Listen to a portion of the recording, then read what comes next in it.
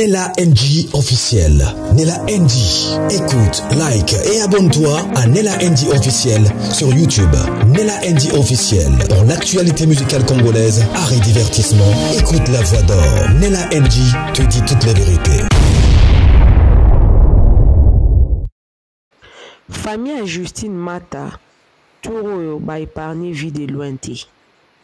Parce que modèle Justine Mata va lyncher dans les réseaux sociaux. Si Yemoko Justine Mata a brisé silence, Maman Leka Justine Mata a brisé silence. Intervention à Justine Mata. Na intervention ya Maman Leka Justine Mata. On a vidéo ka on a zo sala oyo. Mais avant natie la bino ba intervention na nyo somi bali. Na lingena loba mo lo mo kwa muki. Na tongo na okaki version moko boye mutu moko atindela kingango na voice. Na kipa ki ango penza te. Mais tangu na yoki Mama Leki ya Justine Mata zo loba. Nandenge na okela ki Justine Mata na comprendre que vie de loin azapenda cleanité, azapenda propreté na histoire oyo. Na yepe ko comprendre pourquoi est-ce que Justine Mata akangisa ki mama epela tango mama epela finga ki endumba. Alors, voice wana ona yambaki lelo na tongo ezani. Voice on a yambaki na tongo ezalaki Nella Chou. Est-ce que yebi que il y a un problème avec vie de loin aussi? Nga lobi makamni ngai so mutabete nga lisolo te. Na pesa ka mutwana kaka bénéfice à doute. Mais betara loko eza matière. Ba te beli ba koye kola. Wana vana mona live ya Mama Leki ya Justine Mata na Justine Mata ye moko mona na TikTok na otila bidon pe aka mingi te mavana tiango na beta na lisolo wana parce que modèle moi sa vie de loin ba lyncher na réseaux sociaux tout le bara presque une année vie de loin to moni était à ta publication toi loba toi défendre moi sinae et loko nga na monezaka que grand frère ya Justine Mata na vie de loin. Entre parenthèses, je ne sais pas si cette vidéo-là, ça date de longtemps ou c'est une nouvelle vidéo, on ne sait pas. Mais grand frère et Justine Mata, abandonné qu'on publie ma vidéo, na vie de loin. Émission n'est pas anane la NG officielle na sala ya ngopi. Mais comment on a Mama Leki ya Justine Mata, na Justine Mata, baya vraiment na réseaux sociaux, ba me un peu ko stopper. Di kambo yo maye bandé ko sopana. Ah, ba liboso. Moutouana lobby bois lobby Nella Chou. En dehors, ya bana oyo Justine akuta na vie de loin. Bana mususu babaki samaki. Mais ce n'est pas ça le problème. Qu'est-ce qui s'était passé? Il y a eu une incompréhension par rapport à un enfant au vie de loin ayaki na bango Justine Mata ayako kuta na ndako libala. Moi, incompréhension ezala qui est tout. Justine, azongi na ne pas na bango pour fier kakate. Moi, fier kaka ya moi si et tout. Moi, bi parler ameki kozonga. Aye kozonga kuti. Mama ya mwana wana azongi na libala. Notons que, vu de loin, afin d'arana maman na bango na ndako. Je ne sais pas si c'est vrai ou c'est faux. I don't know. Des discussions bandi wana moi ça bandi qu'on manquait vie de leur respect dans le sens que elle était fâchée parce que elle est dans ses droits, c'était la femme qu'on a épousée légalement et la maman de vie de l'elle n'était pas contente à Betty Justine Mata moi mbata et moi si pe à Justine Mata ya vie de loin Justine à Sili qui pendenge zalaka ka moi manque ma pe à maloba alors ezala bana ezala mama baoso basangeli Justine bitumba nde yango Justine akangaki na biloko na ye azongaki pa na bango wana voice on azwi lelo na bona nga kotia voice nga mona préféré na lobango mais na yebi te soki eza faux soki eza vrai en tout cas na yebi te mais comment na silence ya vie de l'un pendant tout ce temps ta femme s'est fait lyncher sur les réseaux sociaux, tu préfères que les gens disent des mensonges ou des choses pas bien sur ta femme, même si c'est qui la vérité, mais la vérité, mon corps, ils a propreté dans moi, sinon, et puis tu t'es tu au fandika lokola mutazo bela, et la famille n'a pas supporté ça encore. Balobi, on ne va plus supporter ça. C'est lynché. Cette façon de faire les choses, c'est pas correct. Nous-mêmes, on va venir en tout cas recadrer les choses. Par rapport à ça, nazotie la bino nano version ya tata mwasi ya Justine Mata. En tout cas, naroyoka tata mwasi ya Justine Mata. On sent que c'est une femme intelligente. On sent que c'est une intellectuelle. Soki boyoki ye tata mwasi ya Justine Mata, ne na rotiela binosko Justine Mata ye moko nenga mata ki pe na live li kukuma moko na ebisio no ozomona ke muto pendako aza penza na mwa kanda me malobezo ya li kuku njoka Justine zakande li kukuma li kukuma so na nga simla ke likala Justine li kukuma mais alobaki quand même akamazani nango besoin koloba malgré les koukoumé apéja ke bundi si matière wana mais quand même alobaki quand même mais bato baza mayele tango Justine Mata zoloba ils vont comprendre et nakoyoka Justine Mata ils ont des problèmes mais les problèmes là n'est pas encore réglé nakoyoka pe tata moi ça Justine Mata ils ont des problèmes mais les familles ne peuvent pas dire séparez-vous ou restez ensemble, mais qu'il y a un problème. En dehors de tout le témoignage que vous avez déjà appris sur cette histoire, on voilà un autre témoignage. Et Naka Oyo vit de loin. Azaka Kana raison. Moi, je dirais qu'il n'est pas totalement clean. La faute, elle est vraiment largement partagée entre les deux. Le mariage, ça c'est viadé. Quand on épouse une femme, et qu'on ne sait pas la respecter à sa juste valeur. La vraie femme, la queen, la véritable, fait un effort de se faire respecter. Au cas contraire, elle préférera partir pour se faire respecter. C'est ça même la vraie queen. Pourquoi quand Justine y est quoi? Bon, quand on tata moi sinaye, ils vont tout zonga dans le besuka moukié. Après on tient la bino Justine y est moko. Après, on conclure nanga pour bien me remettre à juger nano avec tout ce qui s'est dit ici. Vie de loin. Azaka clean. Bolanda. Coucou à tous les Nila Chou, les Nila Cœur, les Nila Love et bienvenue à tous mes nouveaux abonnés, c'est-à-dire que tu es nouveau sur ma chaîne en tout cas. N'hésite pas de t'abonner, clique la cloche de notification, aimez la vidéo, commentez, surtout partager la vidéo. Bolanda nanu tata mwasi ya Justine Mata.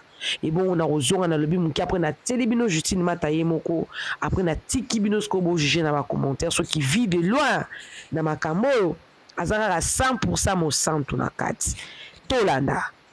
Justina nyoko mina mwana na koboko la yi. Mama ya mwana wana azalaki wapi po lelo bazwa mama ya mwana wana bazongisela ndako. Botu na star na bino ki mobali ne atia ngo wapi po asambwa na niveau oyo. Parce que oyo eza d'abord soki mwasi obala ozotika ekoma na niveau ya kosamba boye na ba internet c'est que yo pe au père de dignité na yo. Hein? Oyo zoloba papa zoloba kuna pour les meilleurs et pour les pires. Papa toza banzambe te. Toza banzambe te. Ndenge Charlie aza na motema aza na famille. O baza na besoin na ye ndenge biso pe Justine aza mwana biso to na besoin na ye. Omoni donc biso toza pour la kotia kimia s'il faut bakabwana et ko uta décision ya mwasi na mobali biso atato lobi ata quelque part ba oya Charlie ba fingi ba oya biso soki biso kutu jamais to konfinga jamais l'éducation famille eza lango jamais po mobali nda memela ki famille na Justine mwasi na poni yeyo Justine de la biso Charlie mobali na poni yeyo. Alors, décision na bango ya kokabwana définitivement. Star na bino, c'est lui qui bloque les tout. Omoni, parce que mobali aza na dignité quelque part akobenga même bacomédien na yo bazolekala banini wana abandonner cette histoire eza likambo ya ngai ya foyer na ngai tomona bafoyer mosusu lekala bwana bakambo adi dans le calme bokoyoka plus tard eloko bawelelaki bokomokamwa Justine abomi mutu te. Quand Justine est partie dans ndako ya Charlie était en très bonne santé. Malade ne ye lobi awa. Aboyaki kutu Justine ayeba. Mutu kaka ndako nenda signalaki mwana. Ti bayeba ke Charlie ake mwasi na ndako. Batu bakenda kotala Charlie na ndako nde bakokuta mwasi. Yango bandai koboya koyamba bokilo il savait déjà que azonga na mama ya mwana ne o Justine andimaki kobokola na ndako. Boyoki na ebisa ebino bokanse na oposa. Boyoki siko mama leka lobi. Mwana wana komone Samuel abanda obela tout le temps mama la Justine nyoko ami ko soigner mwana wana. Azwaki vraiment kokola ye. Ce botai ba live mingi ya Justine azai tout le temps la mwana wana. Hein? J'épargne la maman de vie de loin yazana et maman. Bisope toza ba maman.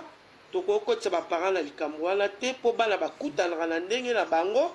Balingani nde ba associer biso famille. Décision finale et où t'es pas Charlie. Ayebi eloko azosala, il connaît. Bango mi balé tant que ba marié. Moi c'est mon bal bazan n'a pas la responsabilité, mais Charlie, il me connaît très bien. Ayebi eloko azosala.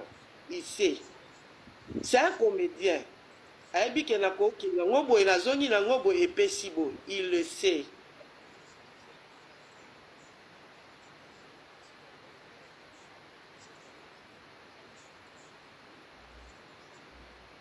Ma chérie, on peut tromper tout le monde sauf sa conscience.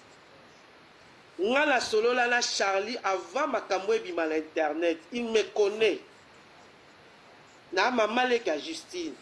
Na benga ya tant que maman na ito sola très bien la Charlie.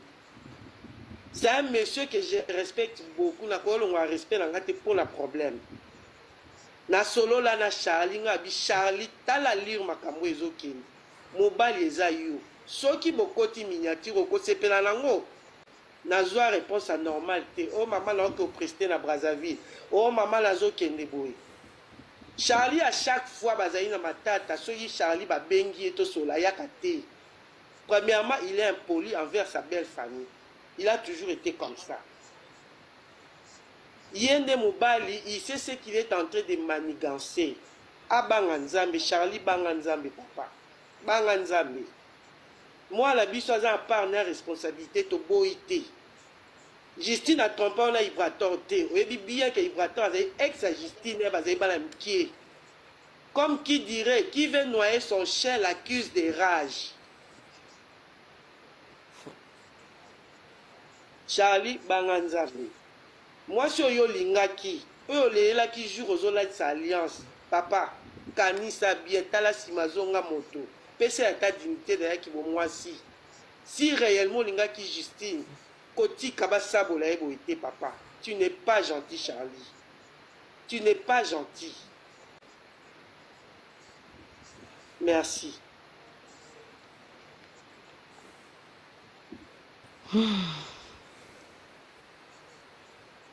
Voilà, Boulandi, vraiment explication. Il y a tata, moi si il y a Justine Mata. On comprend que enough is enough now. Ba perdre penza patience. Ba lose tempa. Tellement que Justine a qui lynché. Quand on a tangi na ba commentaire mon sous après que tata moi si Alekina Justine, ba tumsu ba comme je suis Justine, que Dieu me pardonne d'avoir pensé du mal à cette dame. À partir de là, na comprendre pourquoi est-ce que Justine a quand qui maman est là. Donc que les gens ont tellement lynché cette femme que voilà pourquoi je dis toujours la vraie version de fée, la véritable, les vrais problèmes entre deux personnes. C'est seulement deux personnes qui connaissent. Quand il y a une mésentente entre deux personnes et que bato libanda bazoya okota yango vérité ya makambo oyo ya likati ka bato bavivre problème wana nde baoyeba bino bato ya libanda te na mipesi mpenza raison nga moko na mipesi raison mpo soki tata mwasi peut-être abimaki te tolingai tokontinue kaka kolinche Justine ni lelo sikoyo vérité bimi mpo vi de loin azobatama kaka na nsima maladi nakomi kutu kotanga bacommentaire mosusu bato mosusu baoloba change mpe nanu maladi ezoyelo mpona baoza mobulu makasi papa tozandaki koloba mobali oyo alingaka basi mingi vi na ye ekenda ya liboso te salomo ye moko kutu mobali ya basi ebele alobaki vanité de vanité Justine aza motu te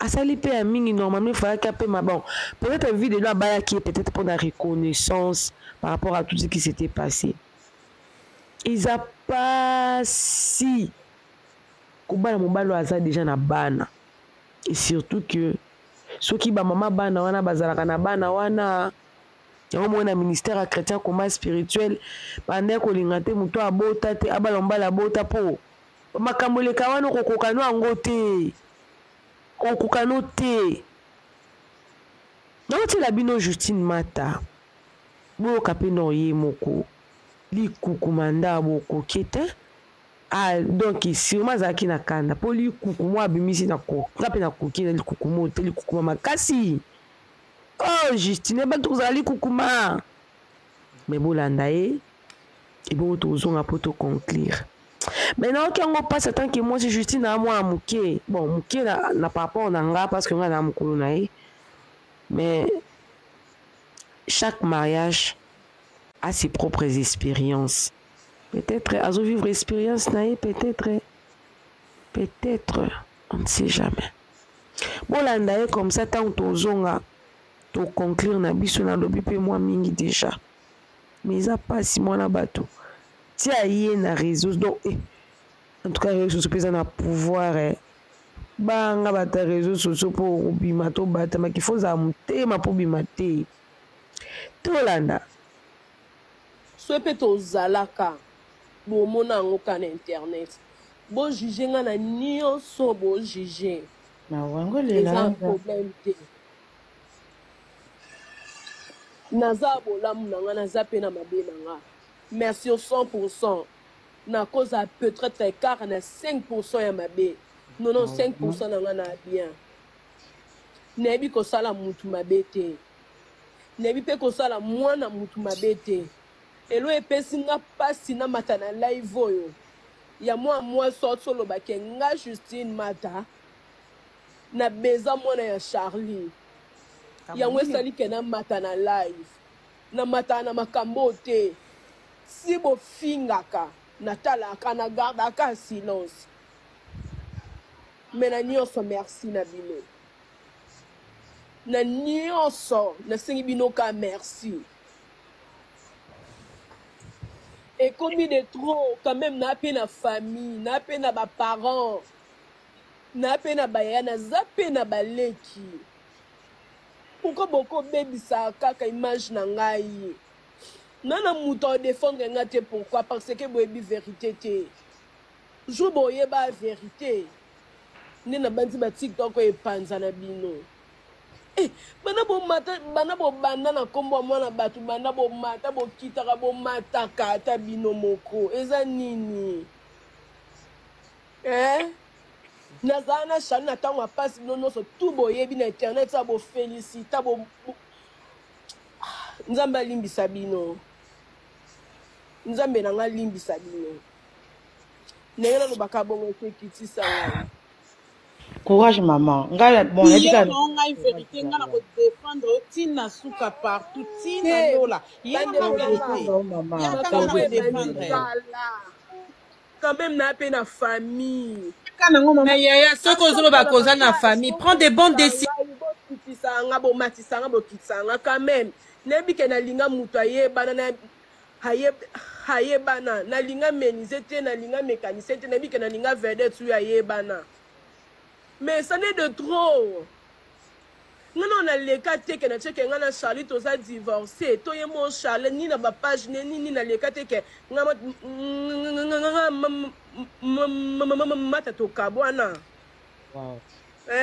ata bino mo bandeko na ngai na pe muto munene te bokasa ni bo matsa biso ma life bongo eza ki start te eza ke bo salure nde na mata pe mona bo elongi ya mata ya na ko sela bino pe crise ko supe pa na kufi pe. Courage ma belle. Munene ba santé o eza makambo ebele. Courage yaya. Pardon. Na sili bino penza pardon ngamoko Na privé mata. Na sili bino penza pardon. Non na mata na ba live te na lo babo eza première fois na nga penza et surtout na live pe ya ese mbali boso. Na yoka esa finga nga ba page ebele ba finga ka bande onangai. Moi si nini oyo linga ba pese lie mbongo libala bali.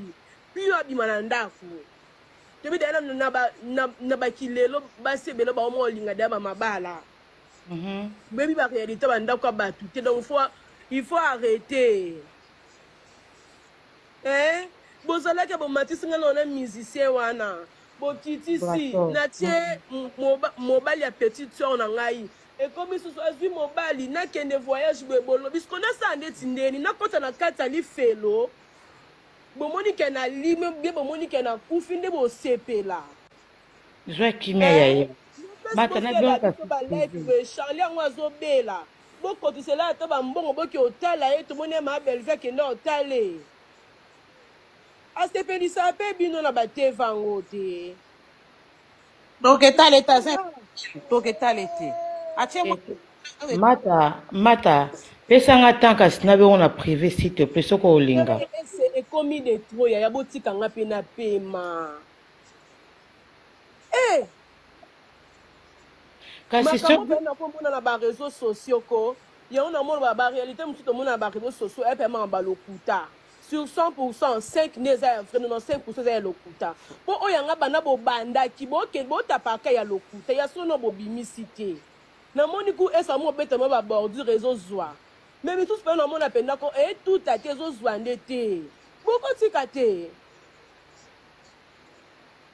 kiti sanga s'il te plaît.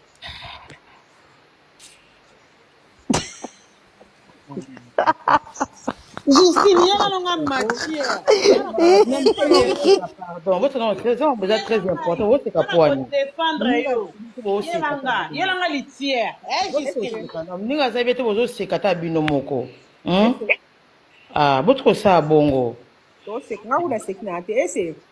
Allô yaya. Oui.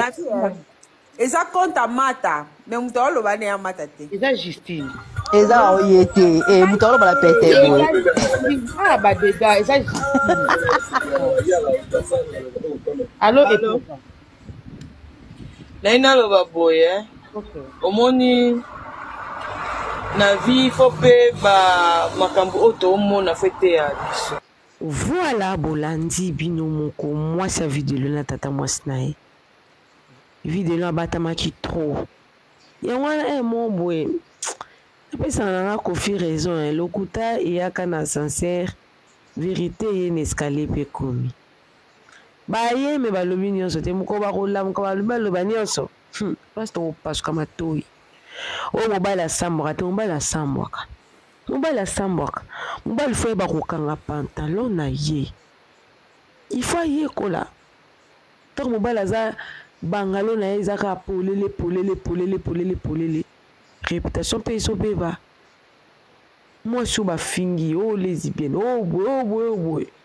Mais en fin de compte, mobala pas zaka propreté. À sa propreté. Il y a un toujours que solidarité féminine faut ezalaka. Nazoka mwa mingi biso penda basi boye tout ça la solidarité féminine ata soko mokete. Ta ulika mabimi boye ba chroniqueuse. Ouais kana ko zwa rappeler no par ya ndeko na binoko. Bo bandi no ko défendre ta vérité o ya sima mais bo défendre nanu ata dans l'aveuglement. Mais non. C'est nous qui sommes les premières personnes à venir d'abord critiquer la femme. Et vous vous attendez à ce que la femme soit respectée. Quand nous-mêmes, on va tout ça, la solidarité féminine. Surtout côté là, quand on a biso basi, tout le monde a qui est liboso.